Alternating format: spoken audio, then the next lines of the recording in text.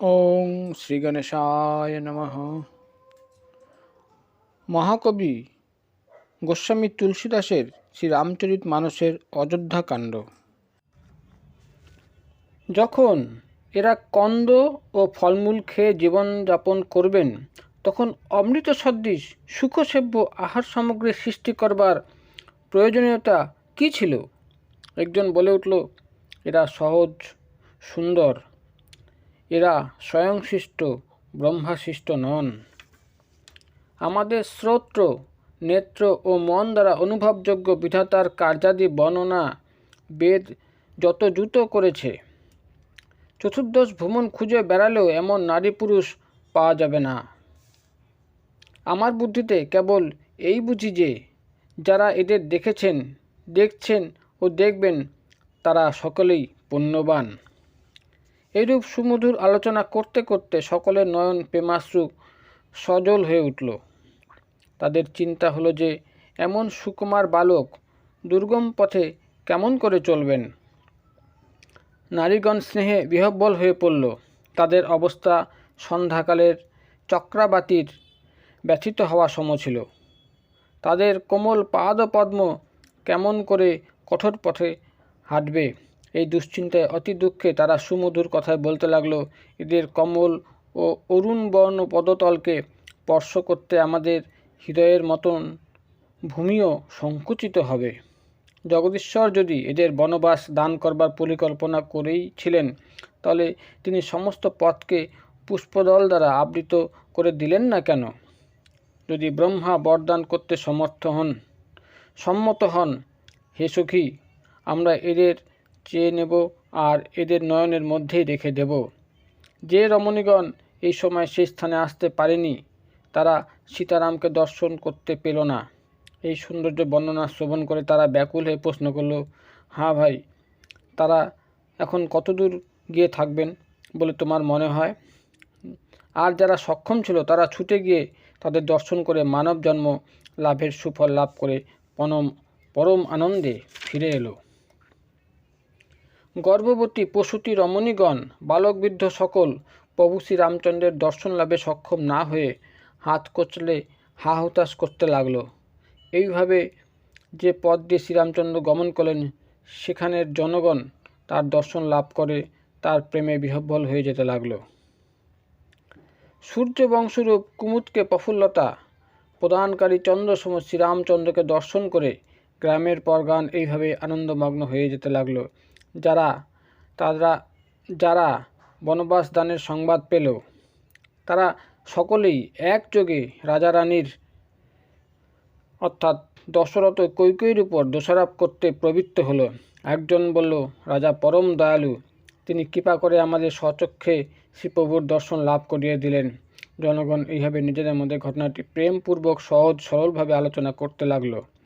তারা আলোচনা করতে লাগলো, ধন্য জননী জনক, যারা এদের জন্ম দিয়েছেন, ধন্য সেই নগর যেখান থেকে এরা এসেছেন, ধন্য সেই দেশ, পর্বত, অরণ্য ও গ্রাম, ধন্য সেই সকল স্থান যেখানে এদের পদরজ স্পর্শ লাভ হচ্ছে।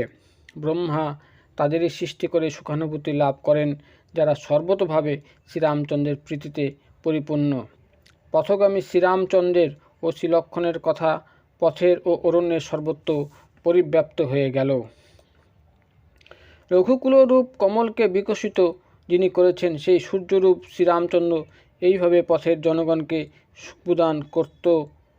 সীতাদেবী ও শ্রীলক্ষ্মণকে নিয়ে অরণ্য দর্শন করতে করতে এগিয়ে চললেন। সম্মুখে শ্রীরামচন্দ্র যাচ্ছেন আর পশ্চাতে শ্রীলক্ষ্মণ। তাপস বেশধারী ভাতৃযুগলের অনুপম শোভা ছিল। মধ্যে চলেছেন সীতাদেবী। তিনি ব্রহ্ম ও জীবের মধ্যে মায়াসম সুশোভিতা। আর আমার মনে যে দৃশ্য জ্বলজ্বল করছে তা বলছি, যেন বসন্ত ঋতু আর কামদেবের মধ্যে রতি রয়েছেন। অতঃপর হৃদয়ের অন্তঃস্থলে মন্থন করে যে দৃশ্য ফুটে উঠেছে তা উপমা হিসাবে বলছি, যেন বুধ অর্থাৎ চন্দ্রের পুত্র ও চন্দ্রের মধ্যে চন্দ্রভার্যা রোহিণী স্বমহিমায় বিরাজমান রয়েছেন। প্রভু শ্রীরামচন্দ্রের ভূমিতে অঙ্কিত পদচিহ্নের মধ্যে পা ফেলে সীতাদেবী শ্রীপ্রভুর চরণ চিহ্নের মর্যাদা অক্ষুণ্ণ রেখে অতি সাবধানে হেঁটে যাচ্ছেন।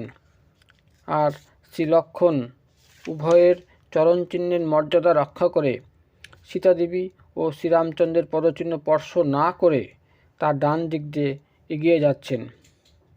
সীতাদেবী, শ্রীরামচন্দ্র ও শ্রীলক্ষ্মণের মধ্যে যে অনুপম প্রীতি ছিল তা আলোচনার বিষয়বস্তু হতে পারে না, অর্থাৎ তা অনির্বচনীয়, তাই তার বর্ণনা হয় না। পশু পক্ষী সকল সেই দৃশ্য দেখে বিমুগ্ধ চিত্ত হয়ে যাচ্ছিল। পথচারী রূপে প্রভু শ্রীরামচন্দ্র তাদের চিত্ত হরণও করে নিয়েছিলেন।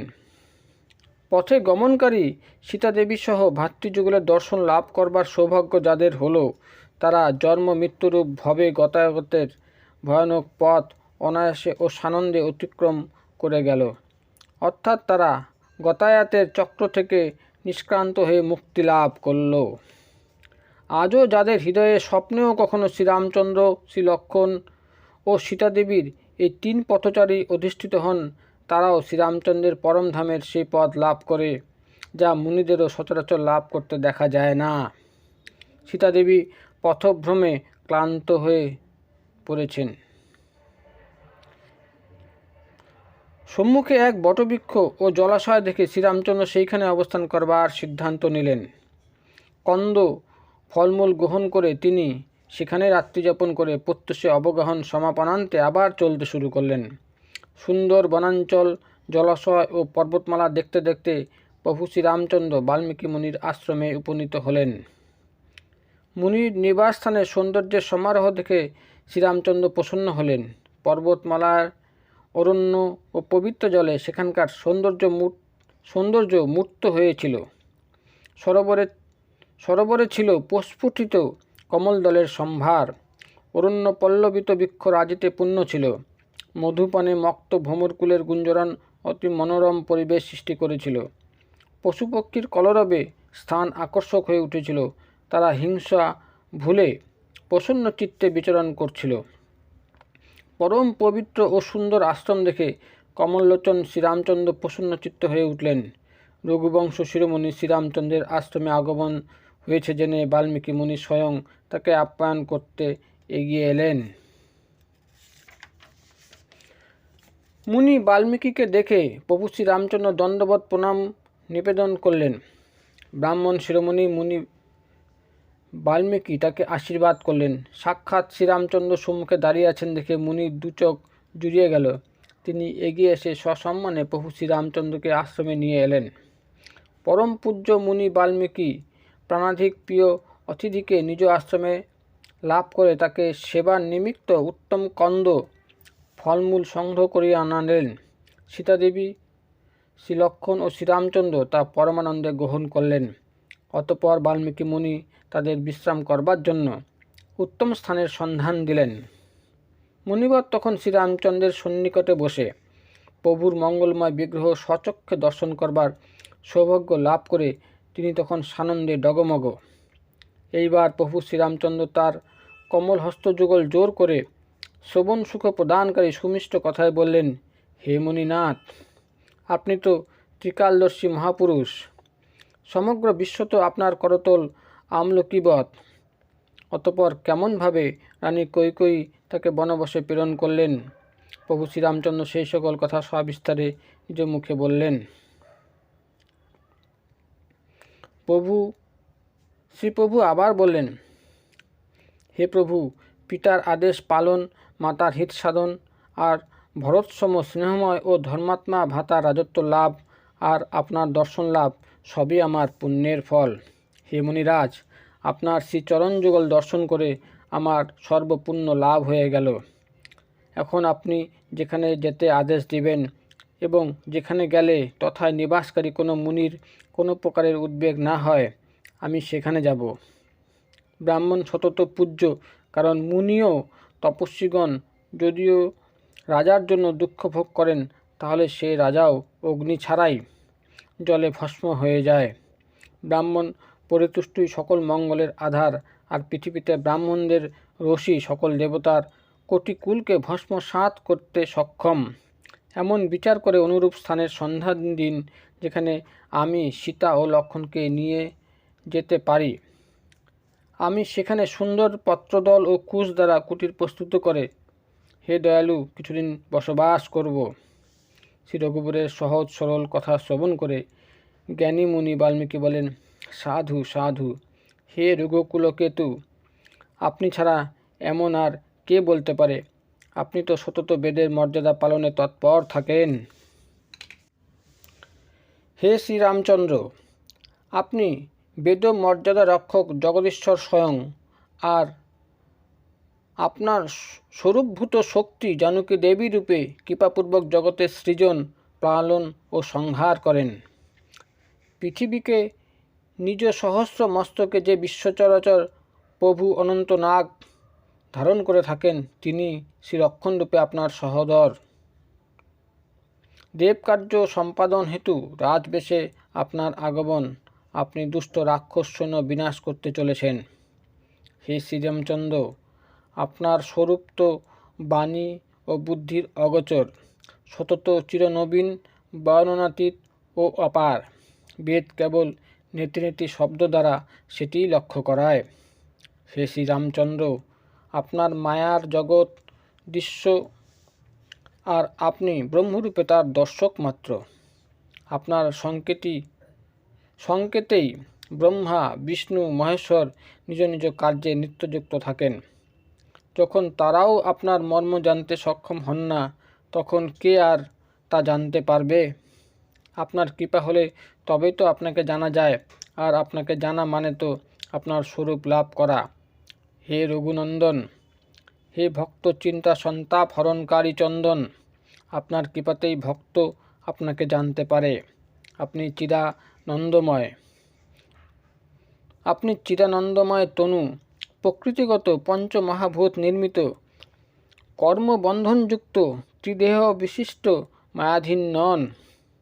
আপনি সৃষ্টি, লয়, বৃদ্ধি, ক্ষয় আদি সর্ববিকার থেকে সতত মুক্ত।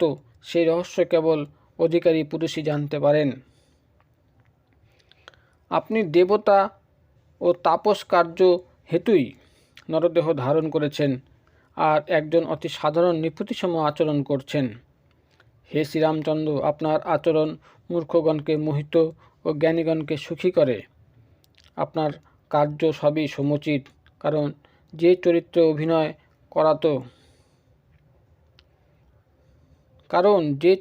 অভিনয় করা তা তো চরিত্রের অনুকূলই হবে। আপনার এখন নরদেহে আগমন হয়েছে, তাই আচরণও নরসম হচ্ছে। আপনি জিজ্ঞাসা করছেন যে আপনি কোথায় থাকবেন, কিন্তু আমি জিজ্ঞাসা করতে সংকোচ বোধ করছি যে আপনি দয়া করে আমাকে বলে দিন যে আপনি কোথায় নেই। তখন আমি আপনাকে নিবাসস্থান না হয় বেছে দেব। মুনির প্রেমরস সিঞ্চিত কথা শুনে প্রভু শ্রী রামচন্দ্র নরদেহে আগমনের উদ্দেশ্যই পণ্ড হয়ে যেতে পারে মনে করে সংকুচিত হলেন, আর মনে মনে হাসলেন। বাল্মীকি মুনিও হেসে অমৃত রস সঞ্চিত সুমিষ্ট কথায় বললেন, হে শ্রীরামচন্দ্র শুনুন, এখন আমি সীতাদেবী ও শ্রীলক্ষ্মণকে নিয়ে বসবাস করবার উত্তম নিবাসস্থানের হদিশ দিচ্ছি। যাদের সমুদ্রসম শ্রবণ আপনার সুমধুর বাণীরূপ নদ নদী দ্বারা অবিরাম সিঞ্চিত হয়েও কখনো পূর্ণ তৃপ্ত হয় না, তাই আপনার উত্তম নিবাসস্থান। যারা নেত্রকে চাতক করে আপনার দর্শনরূপ মেঘের জন্য নিত্য ব্যাকুল, তাদের হৃদয়ই আপনার উত্তম নিবাসস্থান। যারা বড় নদী, সমুদ্র ও সরোবরের জলকে উপেক্ষা করে আপনার সৌন্দর্যরূপ মেঘের এক বিন্দু জলেই সুখী হয়, হে শ্রী রঘুনন্দন, সেই ভক্তদের হৃদয়রূপ সুখবাসে আপনি অনুজ শ্রী লক্ষ্মণ ও সীতাদেবীকে নিয়ে নিবাস করুন। আপনার নিত্য সচ্চিদানন্দময় স্বরূপের কোনো অঙ্গের ক্ষণিক দর্শন লাভের সম্মুখে পৃথিবী, স্বর্গ ও ব্রহ্মলোকের সৌন্দর্যও যে দাঁড়াতে পারে না। আপনার লীলারূপ মানস সরোবরে যে হংসীসম আপনার গুণরূপ মণিমুক্ত চয়নে নিত্যযুক্ত থাকে, হে শ্রীরামচন্দ্র, আপনি তার হৃদয়ে নিবাস করুন। যার নাসিকা প্রভুর পবিত্র ও সুগন্ধিত সুন্দর প্রসাদকে সতত সাদরে গ্রহণ করে, আর যে আপনাকে নিবেদন করে আহার্য গ্রহণ করে আর আপনার প্রসাদরূপেই বস্ত্র অলঙ্কার ধারণ করে, তার মনই আপনার উত্তম নিবাস স্থান। যাদের মস্তক দেবতা, গুরু ও ব্রাহ্মণ সকল দর্শন করে সবিনয়ে সপ্রেম অবনমিত হয়, যাদের হস্ত নিত্য শ্রীরামচন্দ্রের শ্রীচরণে পূজা অর্চনা নিত্যযুক্ত থাকে, আর যাদের অন্তরে কেবল শ্রীরামচন্দ্রের কৃপার উপর ভরসা, তাদের মনই আপনার উত্তম নিবাস স্থান। যাদের চরণ শ্রীরামচন্দ্রের তীর্থ অভিমুখে সতত ধাবিত হয়, হে শ্রীরামচন্দ্র, আপনি তার মনে সতত নিবাস করুন। যারা নিত্য আপনার রাম নাম রূপ মহামন্ত্রকে জপ করে আর সপরিবারে আপনার পূজা অর্চনা করে, যারা বহুবিধভাবে তর্পণ ও যজ্ঞ করে আর ব্রাহ্মণদের আহার করিয়ে প্রভূত দানাদি সম্পাদন করে, তাদের প্রতিষ্ঠিত করে আর গুরুদেবকে আপনার থেকেও শ্রেয় বা বড় জ্ঞান করে সর্বতোভাবে সম্মান প্রদর্শন করে, তার সেবা পূজা করে আপনি তার মনোরূপ মন্দিরে সীতাদেবী ও রঘুকুলকে আনন্দ প্রদানকারী আপনারা উভয়ে সম্মিলিতভাবে নিবাস করুন। যারা এই সকল শুভকর্ম সম্পাদন করে কেবল শ্রীরামচন্দ্র চরণে প্রীতিরূপ ফল কামনা করে, তাদের মনমন্দিরে সীতাদেবীকে নিয়ে রঘুকুলকে আনন্দ প্রদানকারী আপনারা দুজনে বিরাজ করুন। যাদের কাম, ক্রোধ, মদ, অভিমান ও মোহ নেই, যাদের লোভ, ক্ষোভ নেই, রাগ দ্বেষ নেই, যাদের কপট, দম্ভ, মায়া নেই, হে রঘুনাথ, আপনি তাদের হৃদয়ে নিবাস করুন। যারা সকলের প্রিয় ও সকলের হিতাকাঙ্ক্ষী, যাদের সুখ ও দুঃখের সমদর্শন, যারা মান অপমানে নির্বিকার, যারা সত্য ও প্রিয় বচন বিচার করেই কথা বলে থাকে ও শয়নে জাগরণে আপনারই শরণাগত, এবং যাদের আপনার আশ্রয় ছাড়া অন্য কোনো আশ্রয়ের প্রয়োজন নেই, হে শ্রীরামচন্দ্র, আপনি তাদের মনে নিত্য বসবাস করুন। যারা পরনারীকে জন্মদাত্রী মাতাসমূহ ও পরদ্রব্যকে বিষ থেকে বিষাক্ত জ্ঞান করে, যারা অন্যের সম্পত্তি দেখে প্রসন্ন হয় আর অন্যের বিপদ দেখে বিশেষভাবে দুঃখিত হয়, তাদের মনই আপনার নিবাস স্থানরূপে শুভ ও উত্তম। হে তাত, যাদের স্বামী, সখা, পিতা, মাতা ও গুরু সবই স্বয়ং আপনি, তাদের মনরূপ মন্দিরে সীতাদেবীর সহিত ভাতৃযুগল আপনারা সতত নিবাস করুন। যারা দোষ না দেখে অন্যের গুণ সকল গ্রহণ করে, গৌরব্রাহ্মণদের হিতাকাঙ্ক্ষী ও সংকট মোচনে সতত যত্নবান, নীতি নির্ধারণে জগতে সুনিপুণ, তাদের হৃদয়ে আপনি সীতাদেবীর সঙ্গে সতত নিবাস করুন। যে নিজের দোষ সম্বন্ধে সাবধান থেকেও সতত আপনার লীলা সংকীর্তনে নিত্যযুক্ত, যে সর্বতোভাবে আপনার উপরই সম্পূর্ণভাবে নির্ভরশীল, আর যে রাম ভক্তদের উপর বিশেষভাবে প্রীতি ধারণ করে, তার হৃদয়ে আপনি সীতাদেবীর সহিত সতত নিবাস করুন। জাতি, ধর্ম, ধনসম্পদ, খ্যাতি, প্রিয় পরিবার আর সুখভোগ্য আবাস এই সকল পরিহার করে যে কেবল আপনাকে চিত্তে ধারণ করে থাকে, হে রঘুনাথ, আপনি তার হৃদয়ে বসবাস করুন। যে সর্বত্র ধনুর্বাণধারী আপনাকে প্রত্যক্ষ করে স্বর্গ, নরক ও মোক্ষে সমজ্ঞান ধারণ করে আর আপনার সেবা পূজায় নিত্যযুক্ত থাকে, আপনি তার হৃদয়ে আপনার নিবাস স্থান করুন। কামনা বাসনা বিবর্জিত আপনার উপর স্বাভাবিক প্রীতি ধারণকারী ব্যক্তির মনে আপনি সতত নিবাস করুন, তাই আপনার নিবাস স্থান হোক। এইভাবে মুনিবর বাল্মীকি শ্রীরামচন্দ্রকে তার উত্তম নিবাস স্থানের খোঁজ দিলেন। তার প্রেমময় কথাগুলি শ্রীরামচন্দ্রের মনে প্রীতির সঞ্চার করল। অতঃপর মুনি বললেন, হে সূর্যকুল নায়ক, শুনুন, এবার আমি বর্তমান পরিস্থিতিতে একটি সুখ স্বাচ্ছন্দ্যযুক্ত আশ্রমের কথা বলছি। আপনার পক্ষে চিত্রকূট পর্বত অতি উত্তম নিবাস স্থান হবে। সেখানে আপনি সকল সুবিধা পাবেন। পর্বতমালা ও বনাঞ্চলে সেই স্থান অনুপম সৌন্দর্যশালী। সেটি হস্তি, সিংহ, মৃগ, পক্ষী আদির বিচরণভূমি বলেও পরিচিত। চিত্রকূটে অত্রি ঋষি ও তার পত্নী অনুসূয়ার তপবলে আনীত পবিত্র মন্দাকিনী নদী আপনি পাবেন। এই মন্দাকিনী গঙ্গার এক শাখা নদী, যার উল্লেখ পুরাণেও উপলভ্য। মন্দাকিনী সর্বপাপ হরণকারী রূপে পরিচিতা। অগ্নি চিত্রকূটে অত্রি আদি শ্রেষ্ঠ মুনিদের আশ্রম আছে। তারা যোগ, জপ ও তপস্যার শরীরপাতে নিত্যযুক্ত থাকেন। হে শ্রীরামচন্দ্র, চলুন সেইখানে। আপনি সেইখানে উপনীত হয়ে মুনিগণের তপস্যাকে সাফল্যমণ্ডিত করুন আর পর্বতরাজ চিত্রকূটকে গৌরবান্বিত করুন। মহামুনি বাল্মীকি চিত্রকূটের অপার মহিমার কথা সবিস্তারে শ্রীপ্রভুকে বললেন। তখন সীতাদেবী সহিত ভাতৃযুগল চিত্রকূট ধামে উপনীত হয়ে নদীসৃষ্ট মন্দাকিনীকে অবগাহন করলেন।